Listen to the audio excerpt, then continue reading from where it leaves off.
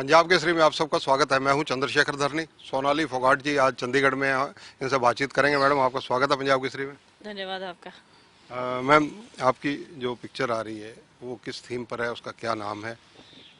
Film का नाम प्रेरणा है और उसमें मुख्य भूमिका मैं निभा रही हूँ और उसमें मेरा नाम भी प्रेरणा है। और इसका जो है स्टोरी, जो मेन हमारे जो युवा है उनको मोटिवेट करती है। उसका फिल्म का पूरा उद्देश्य ही है कि युवाओं को प्रेरित करना अच्छे काम के लिए, उसको उसके लक्ष्य की प्राप्ति के लिए कि क्या होना चाहिए, किस तरह से युवाओं को आगे बढ़ना चाहिए, उसमें ये प्रेरणा देती है मूवी। मैम, सुना है नशे पर आप कोई स्टोरी भी लिख रहे हैं। वो क्या सोचकर आपके दिमाग में सारी चीज़ें आई? वैसे नशा एक बहुत बड़ी समस्या है, सरकार भी चिंतित है इस मामले को लेकर। देखिए, नशा एक ऐसी चीज़ है जो कि हमारी जो युवा, जो हमारी नींव है उसको कमज़ोर कर रहा है। मेन जो हरियाणा है, हरियाणा हमारे जो बॉर्डर एरिया लगता है, वहाँ पे बड़ी प्रॉब्लम है। मैं देखती हूँ छोटे छोटे बच्चों को, और हम बड़ी कोशिश में लगे रहते हैं। कई बार कंप्लेंट भी करते हैं, उनको नशा मुक्ति केंद्र भी भिजवाते हैं, लेकिन कोई रिज़ल्ट नहीं आता। नशा मुक्ति केंद्र में जब वो आ जाते हैं तो और बड़े नशे सीख के आते हैं वहाँ से। तो ये मैंने खुद फेस की हैं चीज़ें। मेरे परिवार में भी मैंने देखा है ये चीज़, तो मैं उसको महसूस करती हूँ इन चीज़ों को कि अगर किसी का भी बच्चा, किसी को, छोटे बच्चे को अगर लत पड़ जाए तो उसको उस चीज़ से निकालना बड़ा मुश्किल है।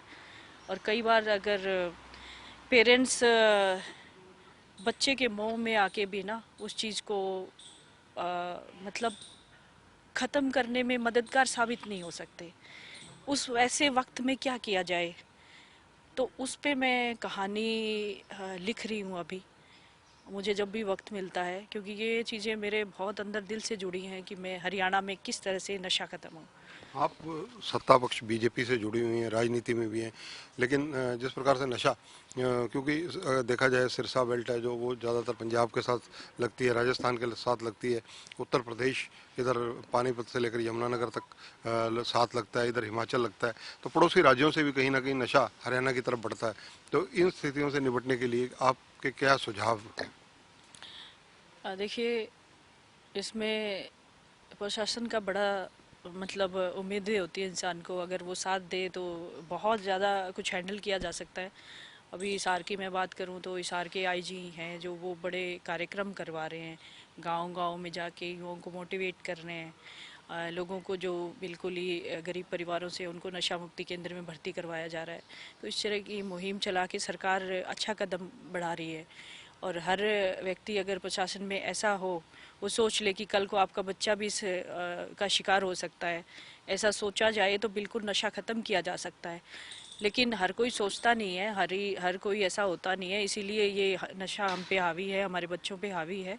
इसीलिए ये फिल्म में जो है, इसमें एक आईएएस ऑफिसर की भूमिका मेरी इसमें रहेगी। और ये बिल्कुल सच्ची घटनाओं पे आधारित रहेगी ये जो फिल्म है। तो मैं फेस कर रही हूँ चीज़ें वहाँ पे आसपास लोकल, जिन बच्चों से मिलती हूँ जो नशे के शिकार हैं, तो उस पे आधारित रहेगी। और सरकार से भी गुजारिश करती हूँ कि इस पे थोड़ा ज़्यादा ध्यान दिया जाए। हरियाणा के जो गृह मंत्री अनिल विज, उन्होंने एनसीबी यानी नारकोटिक्स क्राइम ब्यूरो गठित किया हुआ है, उसमें उसको एक्टिवेट करवाया जा रहा है, धीरे धीरे वो स्पीड अप हो रहा है। तो ऐसे जो ब्यूरोज हैं, इनकी वर्किंग और सुधरनी चाहिए। ऐसे प्रयास सरकार के भी चल रहे हैं। बिल्कुल सुधरनी चाहिए, मुझे लगता है तभी ये आजकल हिसार में भी कार्यक्रम कर रहा है पुलिस विभाग ना, मुझे उसी तरह से लगता है। लेकिन खास काम हुआ नहीं है। अगर होता तो रिजल्ट ही नहीं, ये नहीं आता। हम हर तीसरे घर में नशे का शिकार बच्चा नहीं देखते। चिट्टा और ये इंजेक्शन, जिसमें बच्चों की डेथ भी हो जाती है, और छोटी उम्र के 13, 14, 15 साल के बच्चे हमें मिलते हैं। आप बिग बॉस में भी गए थे। बिग बॉस में सलमान खान के साथ जिस प्रकार से आपकी भूमिका रही, और जो प्रमुख रूप से पूछना चाहता हूँ कि रियलिटी शो कितने रियल है? देखिए, वैसे तो मैं गई हूँ तो बिल्कुल रियल ही किया वहाँ पे, और सब लोग रियल ही कर रहे थे। अंदर तो सारा रियल था, कोई स्क्रिप्ट नहीं होती, उनको छोड़ दिया जाता है बस घर के अंदर। तो बिल्कुल अपने आप से करते हैं सब लोग। तो रियलिटी शो रियलिटी में रियल ही है। लेकिन जब उसमें विनर चुनने की बात आती है, तब मुझे कहीं ना कहीं लगता है कि एक बड़ा चेहरा है, उसको विनर बना दिया जाता है। मैम, आप राजनीति में हैं तो राजनीतिक सवाल आपसे ना पूछे जाएं वो भी उचित नहीं होगा। आदमपुर की बात करूंगा। आदमपुर, क्योंकि भजनलाल जी अब नहीं है दुनिया में, स्वर्गीय हैं, उनके पुत्र कुलदीप बिश्नोई लगातार वहां से जीत रहे हैं और वो पिछले दिनों हरियाणा के मुख्यमंत्री मनोहर लाल जी से मिलकर वहां के डेवलपमेंट के लिए प्रयास भी करके गए हैं। हाँ, देखिए, उनको विधायक की जो जिम्मेदारी है वो बहुत पहले समझनी चाहिए थी। उनको बराबर विधानसभा सेशन जब चलता है उस समय उनकी हाजिरियाँ ज़ीरो के बराबर रहती है। कभी आते नहीं, अपने मुद्दे रखते ही नहीं है। कभी मिलना मिलाना लोगों से तो दूर की बात है, कभी यहाँ चंडीगढ़ आके भी किसी के सामने काम की बात रखी जाए बहुत बड़ी बात है। तो ये क्या मतलब अपने 10-12 साल के इस जो भी विधायक की उनको मिली है, तीसरी बार से विधायक है, उसमें एक बार आके मिल लिए तो क्या बड़ी बात कर दी उन्होंने।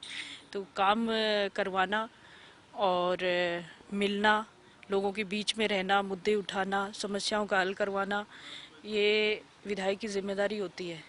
तो वो उसमें शामिल है। वो मुख्यमंत्री जी से मिले, ज़रूर मिले। और हमारे मुख्यमंत्री तो ऐसे हैं, सबके ही मुख्यमंत्री है वो हरियाणा के। ऐसा नहीं है कि विधायक बीजेपी का है तो ही मिलेंगे, तो वो तो मिलते हैं सबसे, वो समस्याएं लेते भी हैं और हल भी करवाते हैं। आपकी कर्मभूमि राजनीतिक रूप से आदमपुर है। आदमपुर के लिए सरकार के पिछले, अगर मैं 2.25 साल की बात करूं, उसमें आपने प्रमुख कौन कौन से काम करवाए?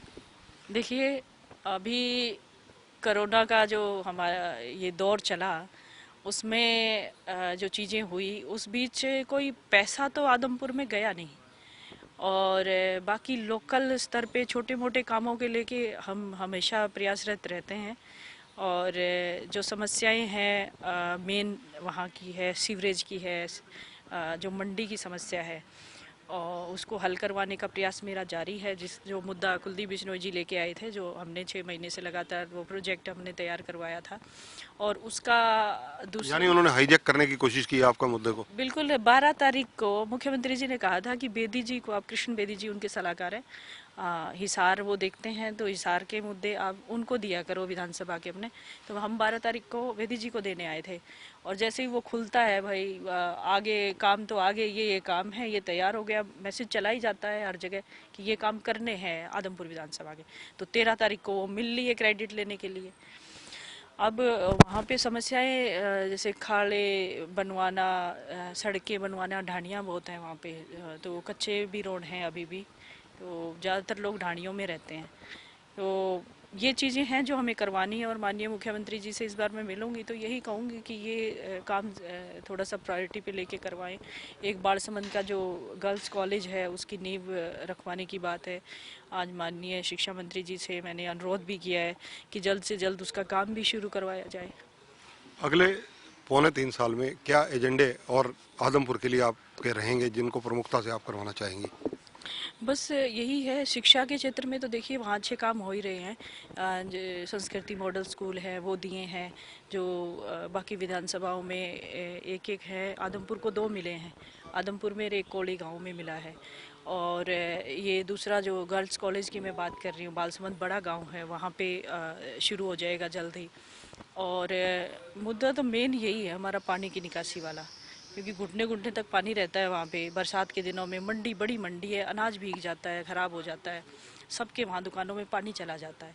तो ये सबसे पहले इसका निवारण कराना बहुत ज़रूरी है।